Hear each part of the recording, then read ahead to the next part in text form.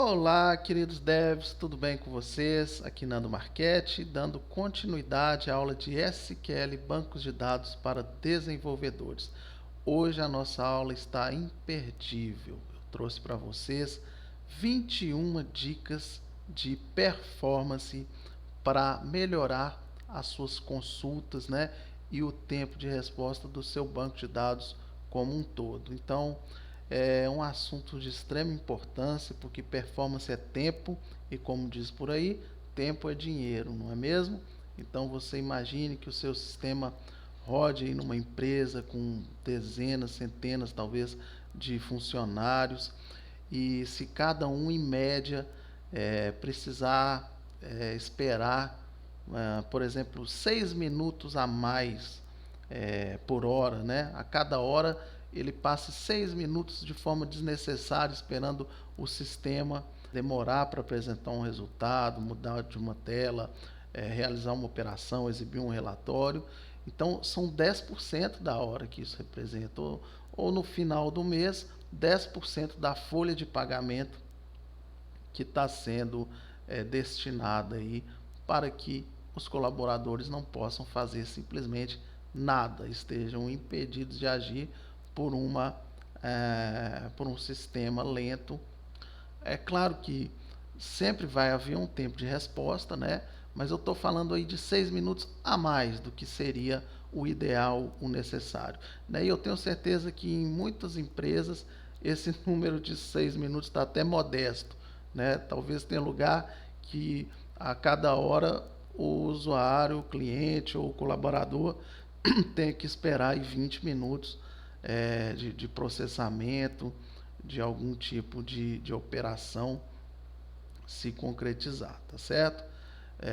Vide aí os call centers, né? Quando a gente liga para as operadoras aí da vida para fazer uma solicitação, né? Principalmente quando a solicitação não interessa muito para eles, né? Quanto tempo não é de espera, né? Que o operador fica lá, senhor, o nosso sistema está lento, o sistema está apresentando uma lentidão, e aí você fica naquela musiquinha e aquele barulhinho de teclado fake, né? Para você achar que alguma coisa está acontecendo, tá bom? Bom, não sabemos se sempre é realmente o sistema que está demorando, mas é, queremos crer que na maioria das vezes possa ser isso mesmo. E hoje estamos aqui com uma solução muito legal, algumas soluções. Então, essa aula, eu acho que só ela vale o curso todo, porque realmente ela vai trazer aí, elevar, né, o nível de produtividade é, dos processos que dependem desses sistemas para um outro patamar, tá bom? E você certamente é, será muito bem reconhecido por colaborar com isso, tá certo? Vai trazer melhora aí na qualidade de vida, de trabalho das pessoas, né? Porque realmente é algo muito estressante a gente ficar esperando desnecessariamente por algo acontecer. Tá legal? Então vamos lá, sem mais delongas, né? Afinal de contas, a nossa aula de hoje é sobre performance, tá? Mas apresente esse argumento aí para o pessoal do RH da sua empresa. Olha como esse curso é importante para todos os nossos desenvolvedores. Paguem para todos e aí vocês ficarão felizes, eu ficarei feliz, o Nando Marchetti vai saltar de alegria e aí o mundo vai estar mais feliz, os nossos clientes estarão mais felizes e até os nossos cachorros estarão mais felizes, porque chegaremos mais animados em casa para brincar com eles. Isso vai ser uma reação em cadeia que vocês não podem imaginar. Beleza? Então vamos lá. Nunca, mas nunca mesmo, utilizar o operador Coringa, Select asterisco, também conhecido por alguns como asterístico. Não utilize esse cara, ignore-o. O Coringa é mau, Sabemos disso. Você assistiu o filme do Batman, você sabe o quanto ele é mau. Não devemos utilizar o Coringa. Por que não? Vamos fazer aqui uma consulta na tabela de Customers da Northwind e nós temos aqui uma série de resultados, tá? Essa tabela aqui está muito reduzida até em termos de coluna para o que seria um sistema de mercado mesmo, tá? Talvez aí a maioria dos sistemas de mercado essa tabela tivesse aí pelo menos 30 colunas aí facilmente. E o que acontece quando você dá esse asterisco, né? De repente você está ali na sua aplicação querendo apenas mostrar uma listagem com o código do cliente, o nome, enfim, alguns outros 2 ou 3 dados importantes. E quando você faz um asterisco, o SQL Server ele vai trazer todas as colunas de uma maneira extremamente desnecessária, tá? Então isso vai pesar mais no processamento da consulta em si, tá certo? Principalmente se tiverem índices, a gente vai aprender ainda sobre índice. Então normalmente é feito um índice na tabela incluindo colunas colunas mais comuns, né? Por exemplo aqui Customer ID, Contact Name, Contact Title. Por exemplo, isso é comumente mostrado nas consultas lá. Então pode ser que eu tenha de repente um índice em cima do campo Contact Name, tá? Incluindo essas colunas. Mas a gente vai ver índice mais na frente. Ou seja, se eu estou trazendo outras colunas além dessas que eu já estou prevendo, né, no meu índice aqui, ele não vai conseguir utilizar o índice é um otimizador, tá certo? A gente não precisa preocupar com esse conceito agora, mas só para saber que tem. Isso pode tornar a consulta muitas vezes mais lenta, fora o tráfego de informação do servidor de dados para o servidor de aplicação, tá certo? Que também vai onerar o tempo de resposta aí da aplicação e outras questões. Então, se você vai apresentar lá na sua tela só o Customer ID, né, o Contact Name e o Contact Title, você deve enviar para o banco uma consulta dessa maneira. Tá legal? Combinado? Posso confiar? Beleza. Então vamos lá. Eu coloquei aqui, né? Nunca utilizar o Coringa, principalmente, né? Um pouco contraditório, usar principalmente já que é nunca, mas só para enfatizar mais, quando há tipos de dados extensos, né? Então você imagina aqui, não é o caso dessa tabela, mas a gente poderia ter aqui, por exemplo, campo observação, campo comentário, campos do tipo text, né, que são longos, do tipo varchar max, do tipo blob, que são dados binários, JSON, tá, pessoal?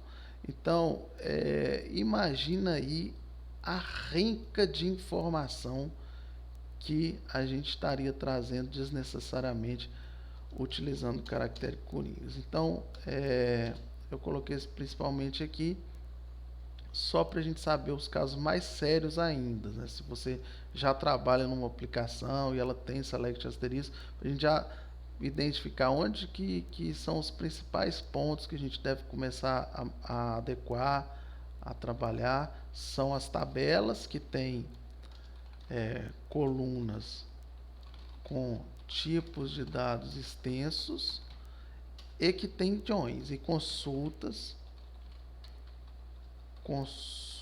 a tabela e consultas que tenham join, porque logicamente quando tem join a chance de ter coluna mais colunas vai se multiplicando, né?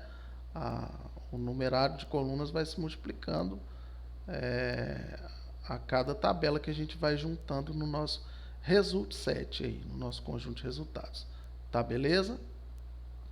Então vamos lá para a nossa segunda dica de ouro. Evitar junções desnecessárias.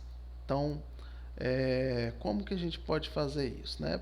Então vamos lá, vamos pegar essa consulta, por exemplo, que a gente já tinha montado, e vamos supor que isso aqui tivesse numa visão lá do sistema, né? Uma listagem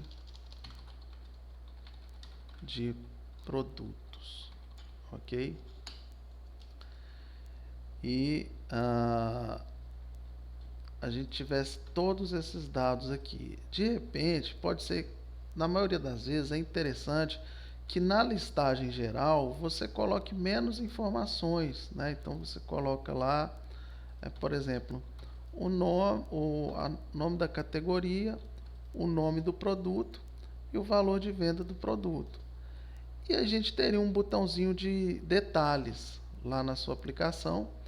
E se a pessoa se interessar em ver os detalhes desse produto, quanto que já foi vendido no mês, né? Qual que foi os indicadores aí para cada produto desse, ele teria uma opção, um botão específico para ele navegar pelos detalhes, né? Sendo assim, olha, a gente poderia já economizar esse join aqui, ó.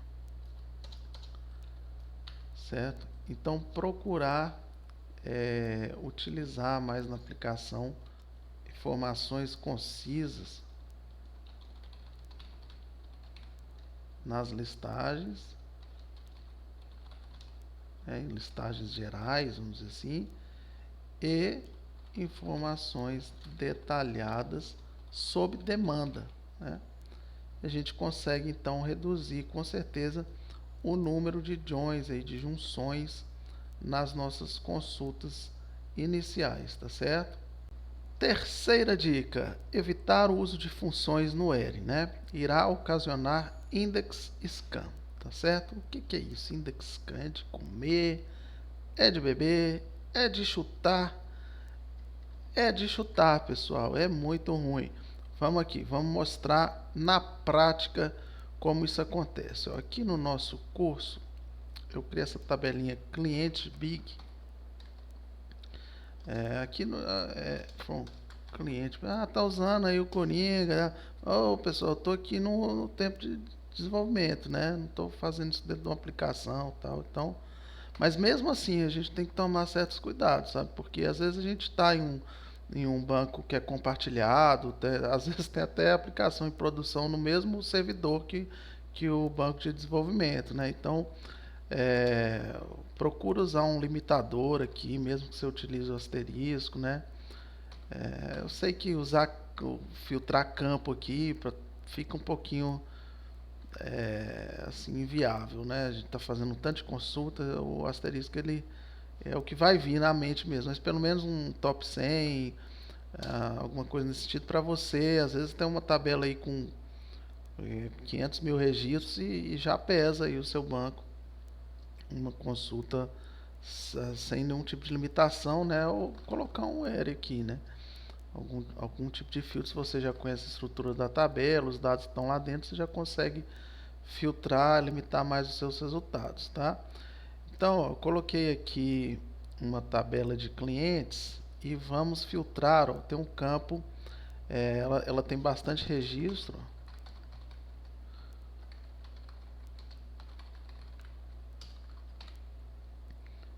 bastante entre aspas, né? Para banco de dados aqui também é quase nada, mas para a gente aqui já serve. Tem cerca de 20 mil registros e onde a data de cadastro eu quero que seja só os clientes que foram cadastrados no ano de 2023, certo? Então eu vou usar essa função ano,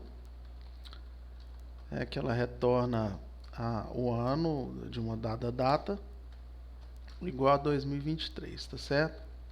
E aí sim eu vou deixar vamos colocar aqui ID, nome, ID nome, tá de bom tamanho.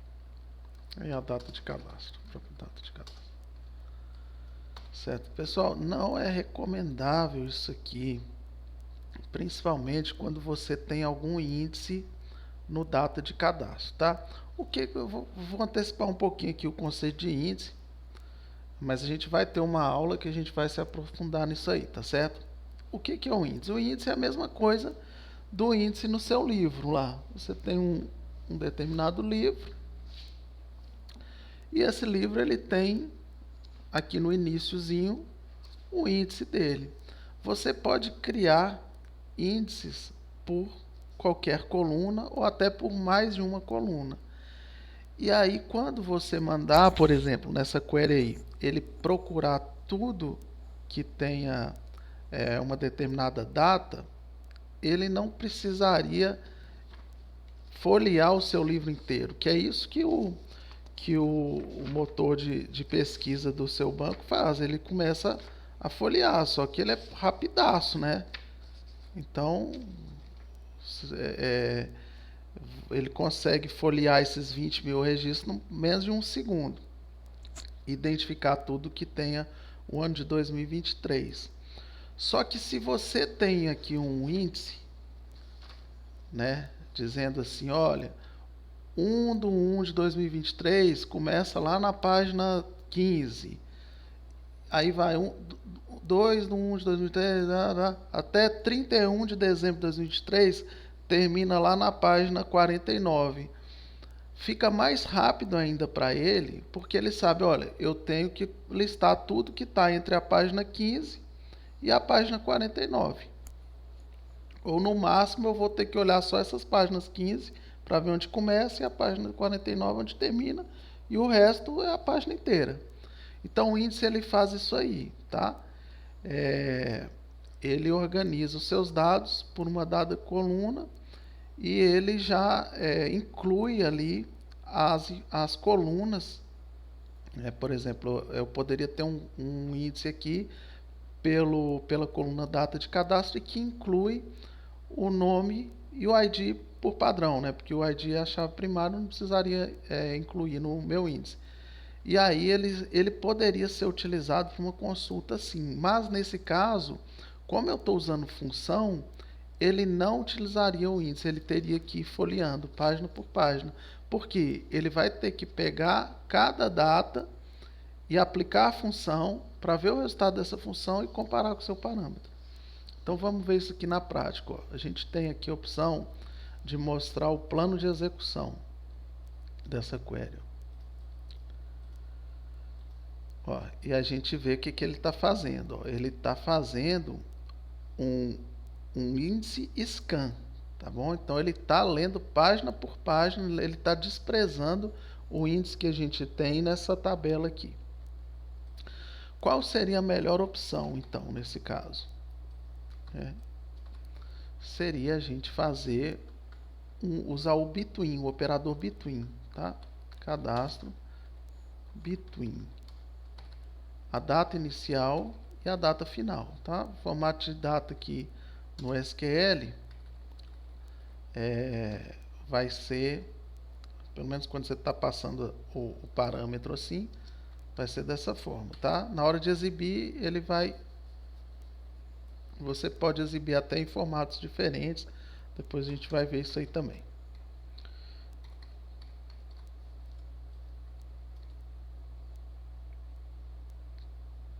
Ó. Então aqui, ó, você está passando logicamente uma string, ele está fazendo uma conversão implícita, tá? Mas ele pressupõe que você está colocando ano, mês, e dia a dia. Aí a gente vai olhar agora aqui como é que foi um comportamento, ó, o index seek. É esse o comportamento que a gente quer, é esse o cara que a gente gosta, index seek. Quando a gente vê index seek aqui no nosso plano de execução, a gente está contente, tá certo? Quando a gente vê index scan, a gente não está tão contente assim, tá bom? Então, pessoal, o que é esse operador between? É o mesmo que maior ou igual, é o mesmo que eu fazer isso aqui. e data cadastro menor ou igual. Tá bom? Ó, vai dar na mesma aqui, ó, index seek também, tranquilo. Mas o between ele é mais elegante, né? Data cadastro. Só que a gente tem que tomar um certo cuidado aqui. Qual é o cuidado, pessoal? Isso é muito importante também. Outra dica de ouro, mas não é de performance, tá? É de funcionamento mesmo, tá? Se esse campo data cadastro ele não fosse, olha, no caso, ele é um campo, ó, Alt F1 para você ver a estrutura da tabela, é um tipo date, então ele não guarda a hora, tá? Se ele fosse date time, a gente teria um problema aqui, porque, por exemplo, os caras que tivessem sido cadastrados ao meio-dia, ele não estaria considerando, porque como eu não estou colocando o horário aqui, ele está considerando que eu estou querendo dizer 0 hora, né? Então, quando a gente vai filtrar intervalos de colunas date time, a gente tem que ser extremamente cuidadoso, viu? Você vai ter que dizer a hora que inicial, o seu início de intervalo, e o horário final você vai ter que colocar lá para o final do dia, ok? Para você conseguir pegar os caras que foram cadastrados durante o dia do dia 31/12, tá?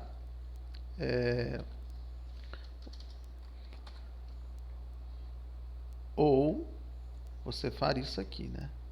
Maior ou igual a isso, e esse no caso menor que 2024 1 1. Também daria certo, tá? Que o menor que isso já vai ser, esse cara pode até um 99, você foi no último milissegundo do ano que o cara cadastrou, né? Você pode ser mais preciso aqui. Então menor que isso vai pegar esse cara aqui, tá? Só que aí você não conseguiria usar o between, porque o between ele é inclusive.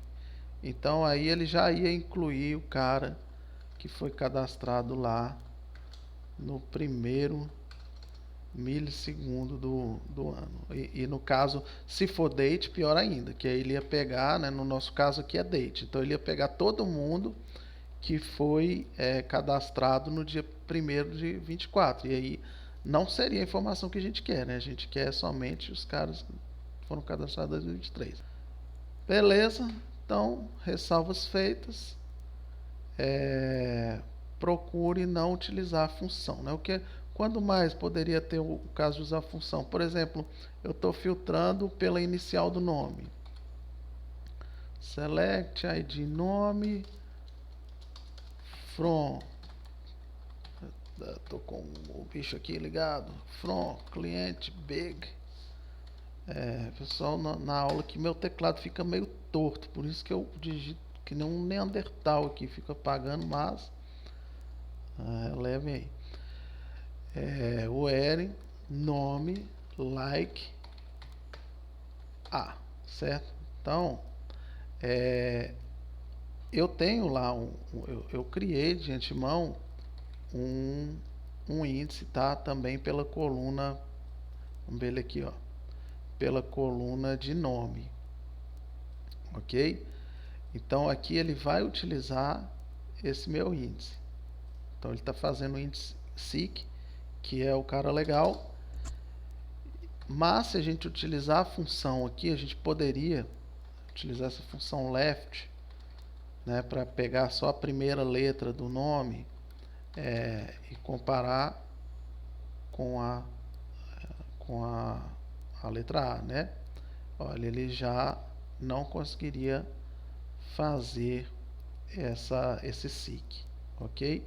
A gente tem a função substring também, depois a gente vai ver um pouquinho dessas funções, mas aí você já tem que passar a inicial e a quantidade de letras que você quer, também daria na mesma, só que ele também faria um scan, tá? Vamos ver na prática isso aqui, o que isso representa, porque olha, aqui a gente pode ligar umas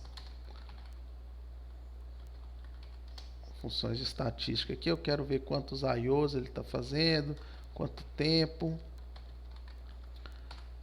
nas minhas consultas, beleza? Liguei, ó.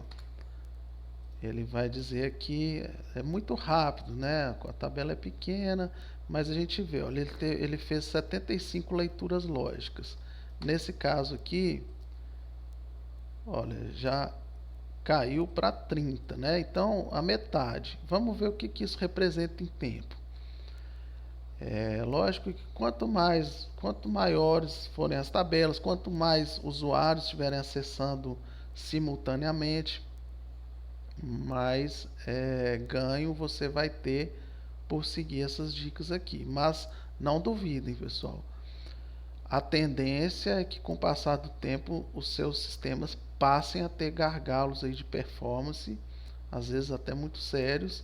Então é importante tomar essas providências mesmo quando o sistema ainda não tem um número grande de usuários ou não tem muitos registros ainda nas tabelas, porque um dia ele vai ter, tá certo?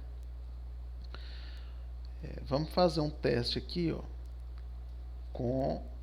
utilizando a função, um teste de estresse. Eu quero que ele faça 200 consultas e 80 threads separados aqui, sessões separadas, né? Então multiplica aí e a gente vai ter o número de consultas que ele está mandando para o banco, ó. Olha, já começa a levar um certo tempo, né? 7, 8, vamos pegando logo a outra aqui para a gente comparar. Aqui ele faz o SIC. Olha, 15 segundos e com o índice SIC, vamos lá.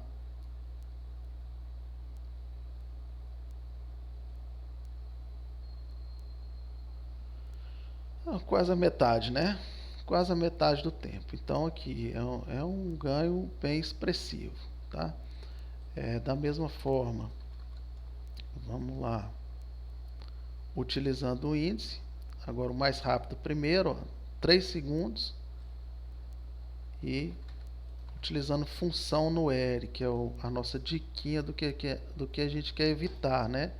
De 3 segundos, ó, a gente já teria resolvido a nossa bronca, mas ele ainda está lá pensando. Tarará, tarará, tarará, tá.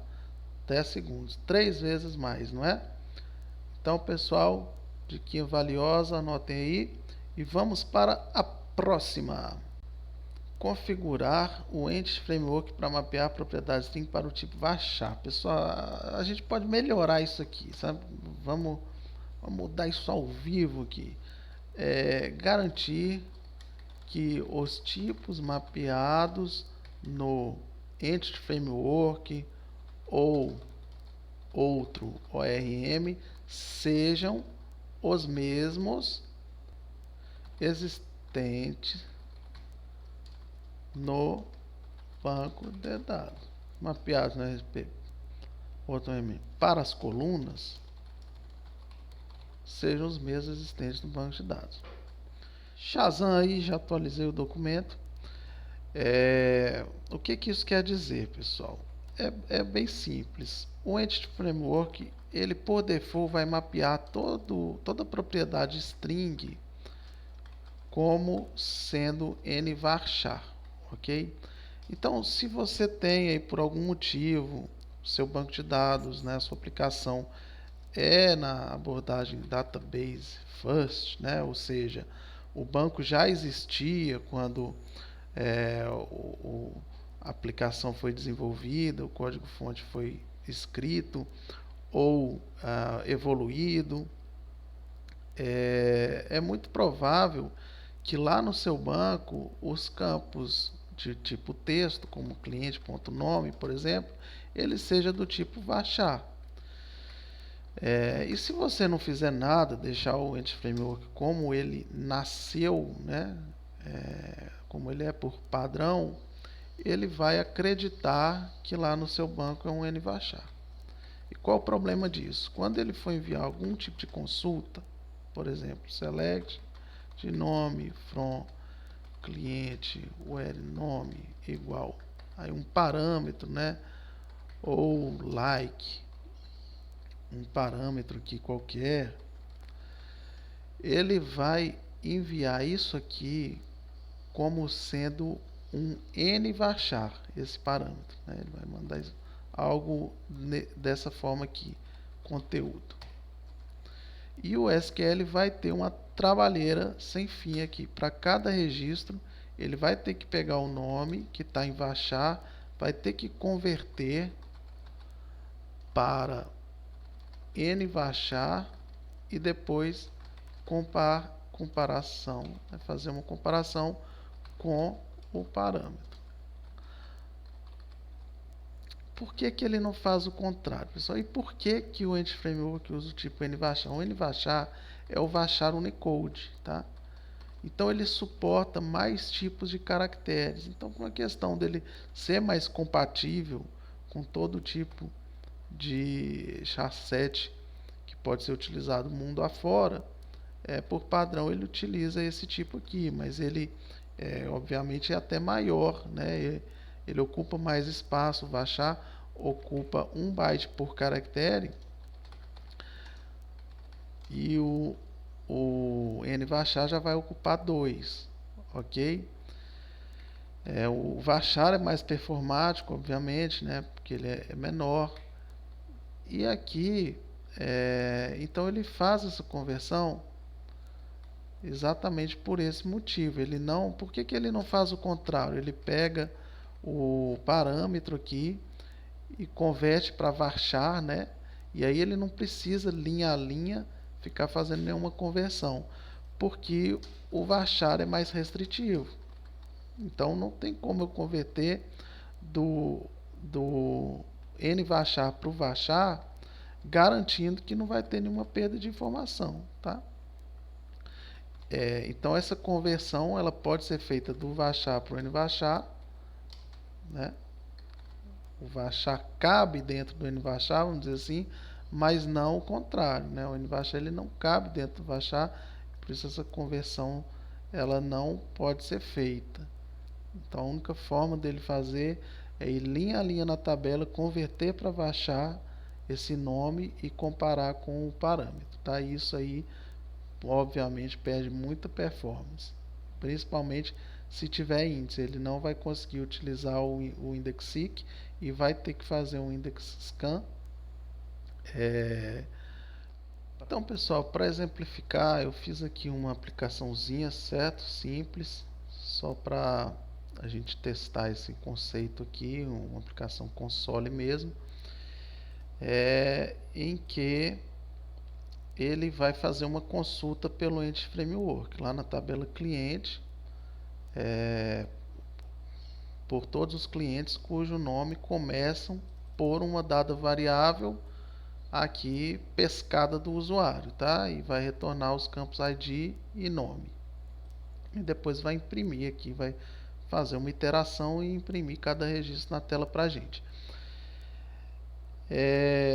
Na nossa model, tá? Eu deixei aqui tudo como padrão, não mudei tipo de campo, né? Deixei aqui o comportamento padrão do Entity Framework para a gente poder ver o que que acontece. Existe uma maneira da gente capturar o comando que está chegando aqui da aplicação. Vou mostrar aqui para vocês. Ó. Eu fui meio rápido aqui, né? Vocês vão aqui em Tools, SQL Server Profiler. E aí ele vai abrir aqui essa ferramenta através da qual a gente consegue capturar os comandos que estão chegando. A gente pode selecionar o tipo de evento que a gente quer, tá? Não vamos aprofundar aqui agora nisso. E a gente pode filtrar também por diversas opções. Só um database específico, né? Por exemplo, database curso ou Northwind. A duração, a gente quer pescar comandos que só estão só os comandos que estão demorando muito para ser executados, pode ser útil, né? O login name também é útil, né? Obviamente a sua aplicação não vai logar no banco com o usuário SA, né? Você vai criar um usuário para cada aplicação. Se não me engano, eu coloquei lá busca cliente, criei um usuáriozinho para essa aplicação. Vamos ver aqui no nosso context.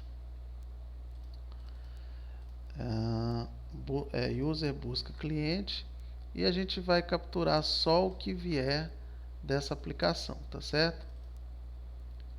Vamos lá rodar então. Ele vai pedir aqui um parâmetro de entrada, buscar nomes começando por Arthur, e aí ele está cuspindo aí na tela o resultado para a gente, tá? Mas antes disso ele enviou um comando aqui para o banco que foi devidamente capturado pelo nosso profiler, né? A gente nota aqui que ele não executa direto lá o select, né? Como a gente está acostumado. Seria assim, né? Ele usa um intermediário aqui, um storage procedure, para ele poder fazer o bind desses parâmetros, enfim. Mas o que interessa para a gente é isso aqui, ó. Ele está utilizando um like e mandando um parâmetro e depois informando o valor desse parâmetro aqui com esse conteúdo. E esse n aqui que antecede a cadeia de caracteres nos sinaliza que isso aqui é um n varchar, tá? Então vamos executar aqui, deixa eu ligar as estatísticas.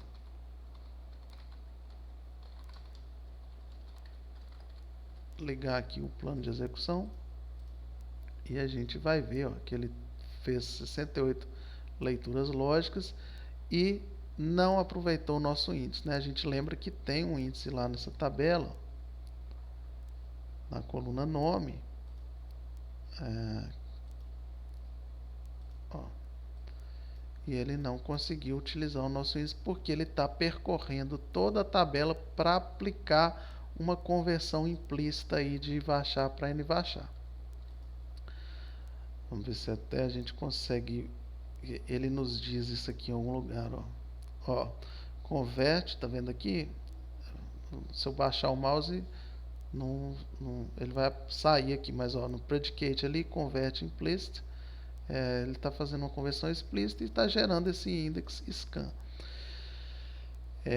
Vamos aqui fazer uma modificação e isso perde muita performance, viu pessoal? Mas nós conseguimos alterar aqui através ou de um decorator aqui em cima dessa propriedade, column type name igual varchar de 100, que é o que está lá no nosso banco, tá? E aí ele já vai enviar o parâmetro corretamente. Vamos testar aqui, ó. Vamos lá no profile, vamos apagar para não nos confundirmos e novamente listar todos os Artures do nosso banco. Chegou! E agora, ó, não tem mais um nzinho, já é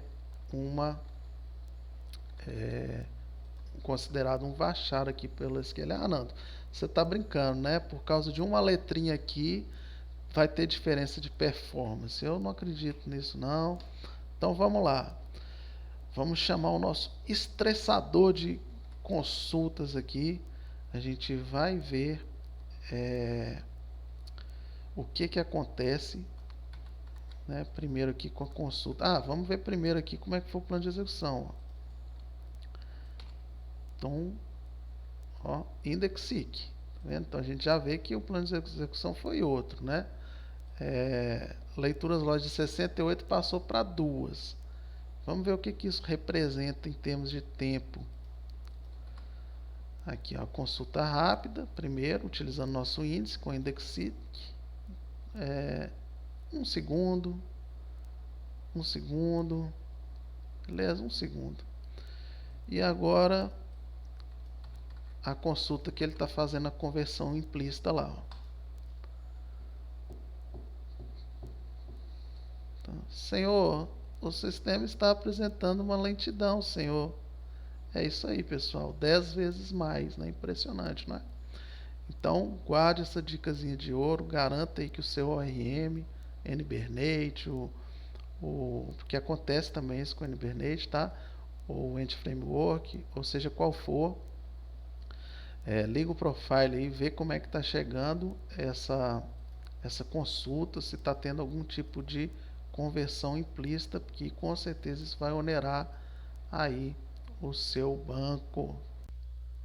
Obviamente essa dica aí é para quem está trabalhando com RM, né? Principalmente Database First, que é a abordagem quando a modelagem do banco de dados já existe, quando você escreve o código fonte da aplicação, não é? Se você estiver trabalhando Code First, né, o próprio Entity Framework vai gerar as tabelas, então ele já vai gerar em Varchar, não teria essa incompatibilidade de tipo, mas ainda assim pode ser interessante para você mudar o padrão de mapeamento de toda a string para Varchar, tá? Para você não ter um alocamento de espaço a mais desnecessário e pode ter até um ganho de performance nas consultas pelo tipo Varchar ser mais enxuto, tá legal? Inclusive existem formas aqui de você não ter que colocar um decorador em cada campo que você quer mapear para Varchar, né? Você pode fazer isso, por exemplo, aqui utilizando o Model Builder. Eu posso pegar a coluna da entidade que eu quero setar e colocar como Varchar, como eu posso também fazer uma iteração aqui em todas as entidades, em todas as propriedades que são string e setar para Varchar também, mas não é o foco aqui, a gente se atém na programação, né? Porque enfim, quem está assistindo, quem me assiste aí, pode utilizar diversos tipos de linguagens de programação, de ORMs, então cabe a você descobrir como fazer isso aí no seu contexto. Beleza? Legal? Vamos para a próxima. Dica de número 5, não utilizar função em coluna calculada, tá? Então, essa aqui é bem simples, assim como a gente deve evitar o uso de função no ERE, aqui, mas agora por outro motivo a gente deve evitar nas colunas calculadas. Por quê? A coluna calculada ela vai ser processada, recalculada, né, a cada consulta que você fizer. Então você tem uma fórmula lá e para cada consulta que você fizer, cada registro, ele vai executar aquela fórmula e vai te apresentar o resultado. Você tem uma função ali, né? Isso vai ter um custo de call overhead aí, né? E você vai experimentar uma degradação na performance. Então, se você tiver muito que usar uma função em coluna calculada, a gente lembra lá que você pode definir esse campo como persisted, né? Ele ser aqui, ó, por exemplo, vamos lá, item do pedido. A gente tem aqui o valor total, que é um campo calculado. A fórmula é essa aqui. Vamos supor que eu tivesse que usar algum tipo de função aqui, né? Um round, alguma coisa que não vai fazer muito sentido. Mas qual seja a função, eu teria que ligar isso aqui, pelo menos, tá? O persisted, que vai fazer com que, em vez dele ser calculado em cada consulta, ele vai ser calculado no momento em que tiver algum insert ou algum update aqui nesses campos. Ele vai recalcular e gravar isso em algum lugar aí do nosso sistema de armazenamento, e quando você for fazer a consulta ele vai já vir com aquele valor que está gravado, tá bom? Mas vale dizer que nem todos os tipos de função, né, chamadas funções não determinísticas, elas não vão permitir que você persista a informação, tá? Essas funções são aquelas que retornam resultados diferentes, podem retornar resultados diferentes quando são passados os mesmos parâmetros. Por exemplo, a função getDate, que retorna a hora atual, ela é uma função não determinística. Ela de um segundo para outro, ela traz um resultado diferente, até de 1 milissegundo para outro. Então, ela não poderia ser persistida ali no caso, né? Então, só para mencionar que tem essas exceções, tá certo? Vamos então para a nossa sexta dica, que é evitar consultas iniciais desnecessárias, tá? Isso aqui pode assim, melhorar incrivelmente a performance geral do seu sistema aí, somando todos os usuários, tá? Que é o seguinte: quando você abre uma tela de consulta ou uma tela de listagem, uma visão qualquer lá do seu sistema, por exemplo, clientes, né? É muito comum que ela já abra com pelo menos a primeira página, né? Então vamos supor que você tem uma paginação de 20 é, de um page size de 20, aqui ele já vai trazer 20 registros, certo? Mas quando você tem muitos clientes, e a tendência é que sempre aumenta, a gente tem que pensar a longo prazo, né, ao desenvolver. Você tem lá 1.000 clientes, o usuário ele não vai ficar procurando o cliente aqui, né? Seria meio estapafúrdio, né? Vim, aí muda de página, não está aqui, próxima página. Ele vai utilizar uma filtragem que você disponibiliza lá na página, né? Então, nome, ele vai digitar aqui as iniciais do cliente que ele está tentando buscar, ou utilizar algum outro tipo de filtro. Então, concorda que foi totalmente desnecessário trazer esses 20 registros aqui? Então, é altamente recomendável que nas telas de pesquisa, nas listagens, nas visões, relatórios, etc., você não traga resultados iniciais. Tá? Espera o usuário dizer pelo que ele vai filtrar, né? Qual a informação que ele vai querer, e aí sim, ele digitou alguma coisa lá, Arthur, né? Ele vai, aí sim ele vai listar os itens, tá certo? Gente, eu já vi muito sistema que nem pagina, entendeu? Ele já abre a tela lá com 500 clientes ou 500 produtos. Isso aqui é impensável, pessoal. É um absurdo, tá certo? Não pode acontecer. Então, assim, evita as consultas iniciais desnecessárias, tá certo? E na maioria das vezes elas serão desnecessárias, porque o usuário, e por mais que não seja, né, você pode impor certos comportamentos no sistema com o intuito de garantir a disponibilidade futura, a performance futura, né, vai ser algo positivo para todos. Já presenciei casos também que o usuário, assim, com um nível mais avançado de conhecimento, né, por uma boa intenção até instalou um plugin lá no browser, no navegador, para ficar atualizando a tela de tempo em tempo e aí notificar se teve alguma novidade ali num processo de expedição que eles trabalhavam lá, e outros viram, que legal isso, eu quero no meu também. E aí todo o setor de operações lá ficou de 1 em 1 segundo enviando consultas para o banco, porque essa tela ela já abria trazendo muita informação. Então, se a gente conseguir reduzir as informações que as telas, as páginas, elas já carregam, né? Elas já abrem enviando essa consulta para o banco, a gente pode evitar muita dor de cabeça aí, tá certo? Com relação à performance.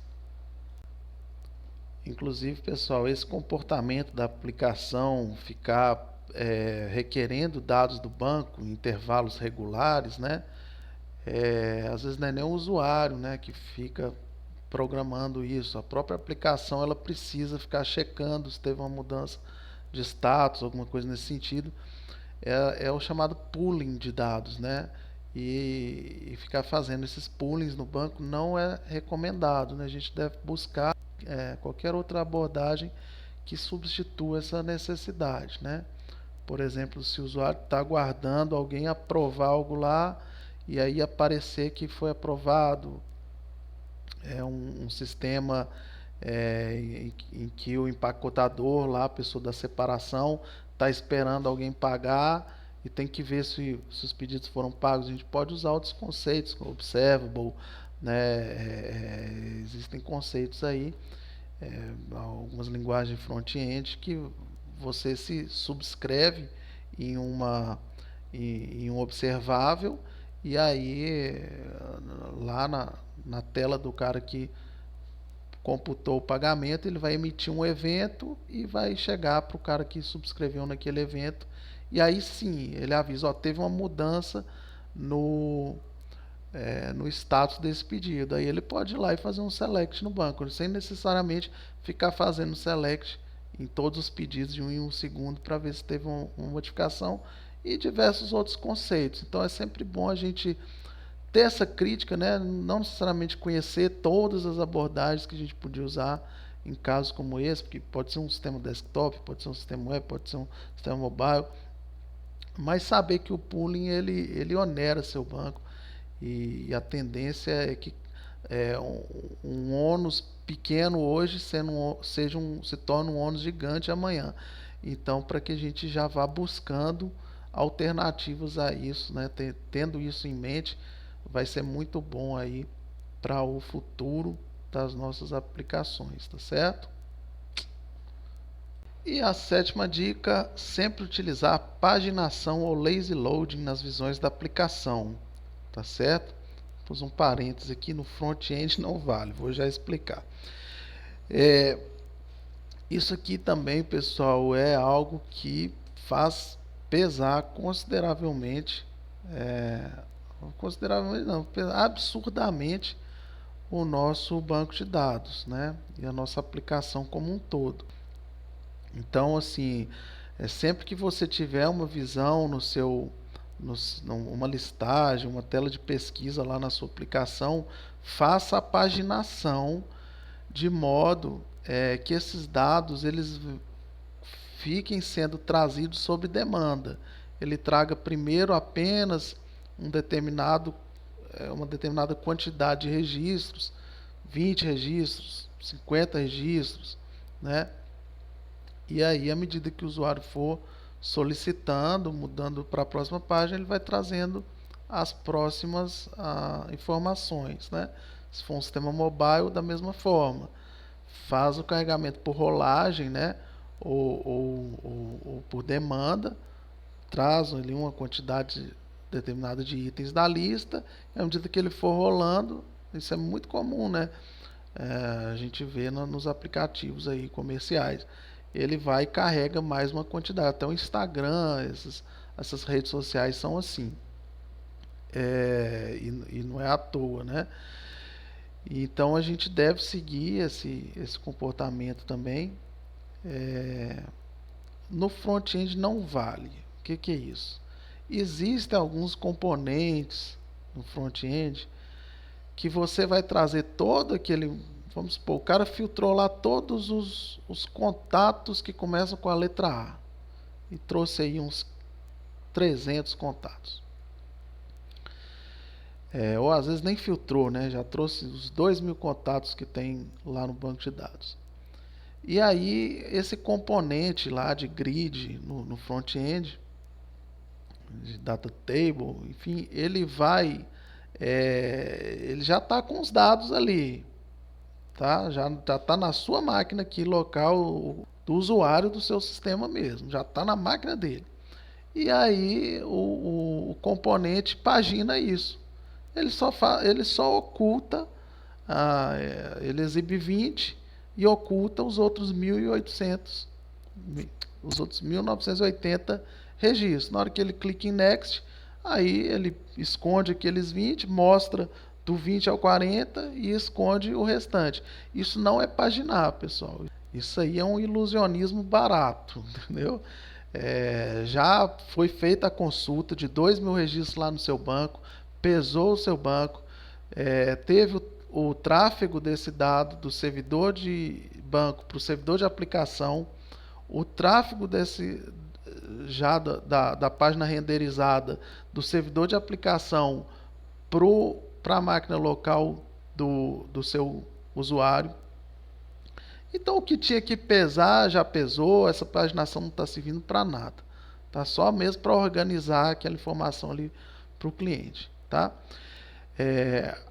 A paginação verdadeira e útil para a gente é quando ela fizer com que o select lá no banco ele traga só os 20 registros que estão sendo mostrados ali na tela. Tá? Então a gente vai ver como é que faz isso. Bom, aqui, por exemplo, a gente tem uma consulta que está retornando todos os clientes, começando com a letra A. Tá? No SQL, a gente tem uma cláusula chamada offset, que ela diz basicamente para ele ignorar uma determinada quantidade de registros. Tá? Vamos deixar sem ignorar nenhum por enquanto. E tem uma segunda, o complemento dessa cláusula, que é o fetch next uma determinada quantidade de registros que a gente queira. Por exemplo, pegue as próximas 20 linhas, né? Ignore as 0 primeiras linhas e pegue as próximas 20 linhas. Tem um only aqui. E quando a gente vai utilizar essa cláusula offset, obrigatoriamente a gente tem que colocar um order by aqui, tá certo? Vamos colocar pelo nome. Então, diferença, né? Aqui ele está me retornando 2.000 registros, mas eu utilizando essa cláusula ele está me trazendo só os 20 primeiros, tá? Ele está ignorando o 0 e trazendo os 20 em seguida. Então isso aqui representaria para mim a página 1, concorda? Se eu quisesse a página 2, eu só teria que modificar aqui, ó, ignore os 20 primeiros registros e pegue os próximos 20, né? E assim por diante. Página 3, ignore os 40 primeiros e me traga os próximos 20. Então, ó, ele vai trazendo de 20 em 20. Beleza? Então, assim, uma aplicação ideal em termos de paginação, ela tem que estar enviando essa solicitação para o SQL paginar. Tá? Ela tem que estar chegando aqui no profile dessa maneira aqui. Tá? Não adianta também, vamos pegar lá aquela aplicaçãozinha que a gente fez, né? De buscar os nomes. Vamos relembrar ela aqui. Eu coloco a inicial, por exemplo, letra A. E aí ele me traz aqui 2.000 e tantos registros. Não adianta eu chegar aqui, né, fazer um toList, já carregar isso para uma lista e depois paginar isso aqui na minha camada de serviço da aplicação, ou seja qual for, né? Utilizando, sei lá, um remove range aqui, remove range do 0 ao 20, ou um get range. Vou fazer um negócio assim, ó, clientes filtrados igual a clientes get range do 20 e pegando 20, ó, a página 2 aqui. Porque, pessoal, da mesma maneira, né? Já aconteceu o estrago aqui, já foi trazido aqui 2.000 e bordoado clientes, no mínimo. E depois, então, já pesou seu banco lá. A única vantagem disso aqui, em relação à absurdidade de paginar no front-end, é que não vai ter o tráfego da informação do servidor de aplicação para o endpoint, tá? Então não é assim que a gente faz paginação, né? Não é assim que a banda toca, restringindo aqui na nossa collection, nem lá no nosso front-end, tá? Mas realmente ela vai ser relevante quando ela acontecer lá no nível do banco, tá certo?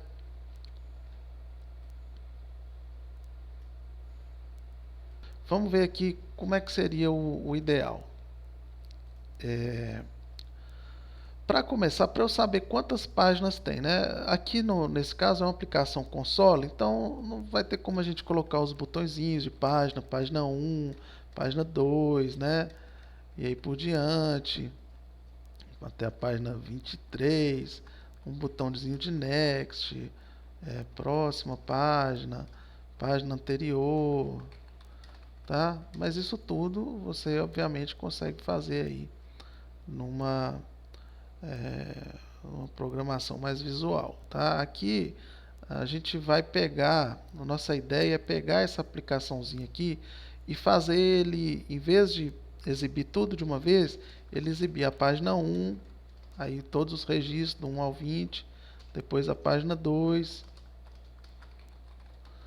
aí do 1, do 21 ao 40 e assim por diante.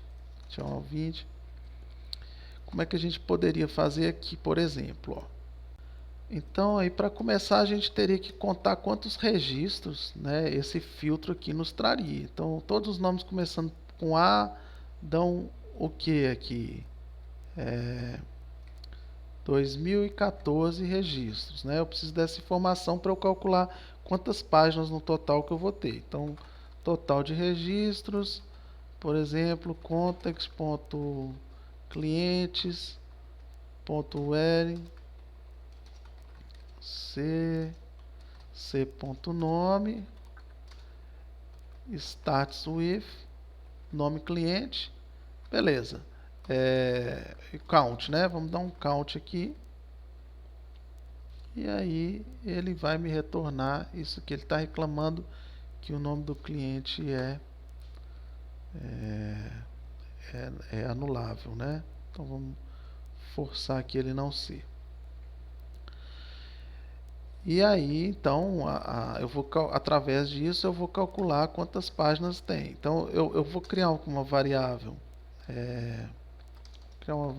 page size, né, que você pode deixar o usuário colocar um select lá, né, um combo box, para o usuário dizer quantos registros ele quer em cada página, e vou colocar um page count como sendo igual ao total de registros dividido pelo page size. Vou usar aqui uma função de ceiling, né? Porque, por exemplo, se der meia página, né? Não tem como, tem que ser uma página. Então, math.ceiling. Aí ele está reclamando aqui porque ele não sabe qual é o tipo dessa variável, porque é double. E aqui eu tenho que fazer uma conversão para int, beleza. E aqui eu tenho meu page count. E agora a gente vai fazer um for aqui, né? For int i, vamos chamar de página. Page menor, começando com 1 menor ou igual ao page count e somando essa página, incrementando de 1 em 1. Para cada página eu vou consultar aqueles 20 registros, né, ou aqueles N registros aqui.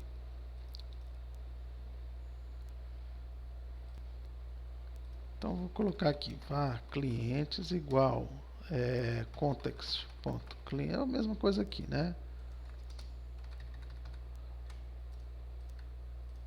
Nome do count.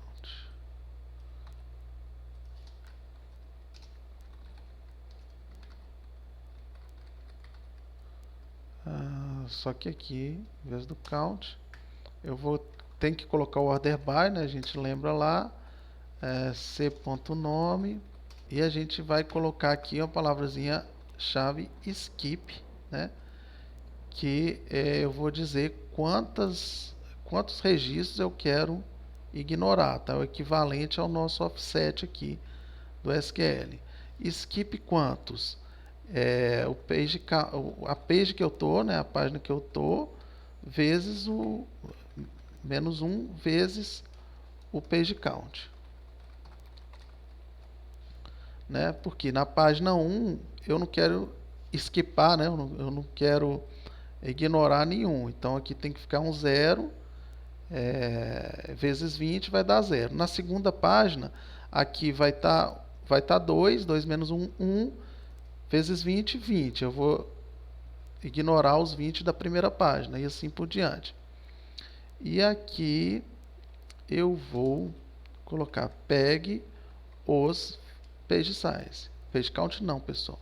page size. Eu vou pegar os 20 próximos, ou N aqui, o que tiver definido aqui, e vou selecionar. Vamos colocar aqui só o ID e o nome to list, tá? Para concretizar, materializar aqui a query. Vamos colocar aqui, né? For each var cliente em clientes. Vamos apresentar aquela saída lá e vamos colocar aqui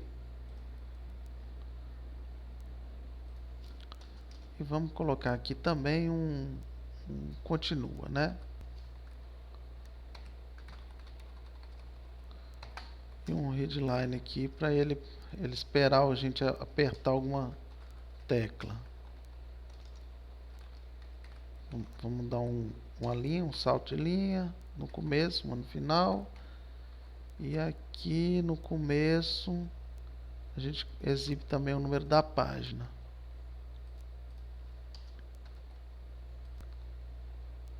Página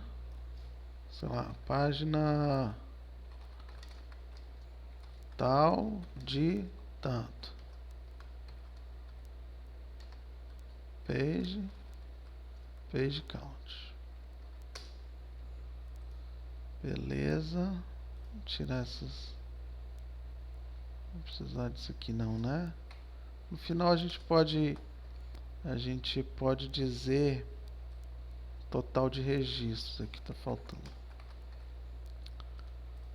Pode dizer aqui total. A gente coloca aqui o total. Tô misturando português e inglês aqui, mas tá valendo, pessoal. Aqui é só, a gente não vai colocar nada disso em produção, tá? Pronto, parece que tá bonitinho, né? Vamos testar.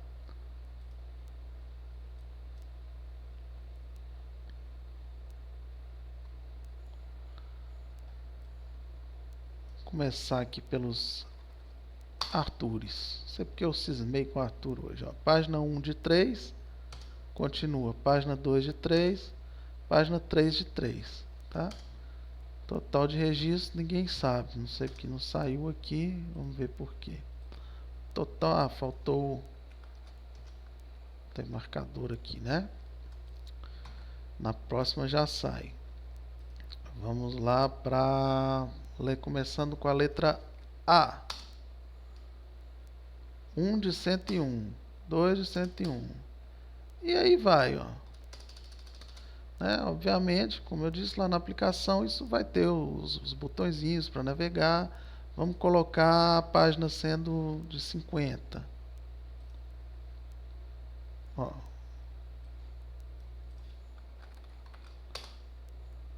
Vai dar certo também, ó. Página 1 de 1, né? Já veio todo mundo, que só tem 46. Então, tá de boa, tá legal. Tá certo? Então, procure utilizar esses conceitos. Né? Não sei como você vai programar isso aí na sua linguagem, na sua arquitetura, no seu ORM ou seu não ORM. Beleza? Legal? Show de bola. Vamos para a nossa última dica do dia. Não exibir a pesquisa quando o filtro não for suficientemente restritivo ou estabelecer quantidade mínima de caracteres para busca, entre outras. O que isso quer dizer, pessoal? Aqui, ó, a gente poderia aqui também obrigar o usuário a ser mais específico na sua busca, né? Mais restritivo mesmo. Então, por exemplo, se ele colocou só um A, a gente podia se recusar a dar o resultado ali. A gente podia ver aqui, ó, quanto é a quantidade de registros, if total registros. If total registros maior que, sei lá, 200, a gente reclamar aqui com ele e não apresentar informação, né? Falar assim, algo nesse sentido aqui. A sua consulta retornou muitos dados, tente colocar mais informações nos filtros, ou, né, procure restringir mais os seus filtros, enfim. E aí você vai fazer uma lógica aqui para ele não ir adiante e pedir de novo o filtro, né? No caso provavelmente você não vai fazer uma aplicação console aí pro seu usuário, né? Isso aí vai doutrinando o usuário a não a colocar filtros relevantes, tá? Porque nada impede, né? Não é porque você coloca um filtro na aplicação que você vai impedir dele trazer todas as informações, não, né? E se ele der um enter aqui, né? Ele vai trazer todos os registros da tabela. Não é brincadeira. E isso acontece demais, né? Eu já vi sistema que tinha lá a tela de filtro e tal, para o cara filtrar, ele não colocava nada, ou só um espaço, ou uma letra, e dava enter, e trazia aqueles 5.000 registros, e aí ele dava um Ctrl F para buscar o registro que ele mais queria, né? Simplesmente porque para ele é mais rápido, né? Mas para os outros que estão usando o sistema. Então, a gente tem que evitar isso aqui. Ou estabelecer a quantidade mínima de caracteres para busca, tá? Então, ou você limita aqui uma determinada quantidade, sei lá, a partir de 200 registros já está exagerado aqui. Ou então você fala assim, você vai ver quantos caracteres ele digitou e falar, você tem que digitar pelo menos 3 caracteres, né? Então, aqui, se ele tentar colocar só A e dar Enter, ele vai dar um erro. Digite pelo menos 3 caracteres, né? Informe algum filtro, restrinja de alguma forma as informações que você quer trazer, né? E isso, pessoal, é importante em 2 aspectos: para a performance e para a segurança também dos dados, proteção dos dados, né? Ninguém quer que o seu funcionário consiga dar um enter e listar todos os contatos que você tem cadastrado de todos os seus clientes, né? Isso pode ser utilizado de má fé também. Então você acaba sendo um pouco mais zeloso pelas informações, né? Dando em parcela, perguntando o que você quer saber mais especificamente, né? Você não quer saber tudo, né? Você quer saber alguma coisa específica. Me diga qual é. E aí segue a vida. Beleza? Legal. Pessoal, então essa foi nossa primeira parte, tá certo? Das dicas, das nossas 21 dicas de pergunta. Tem muita coisa legal ainda para vir, muita coisa surpreendente. Vocês vão curtir bastante as próximas aí, que estão preparadas para você para as próximas aulas. Beleza? Legal? Então, até lá.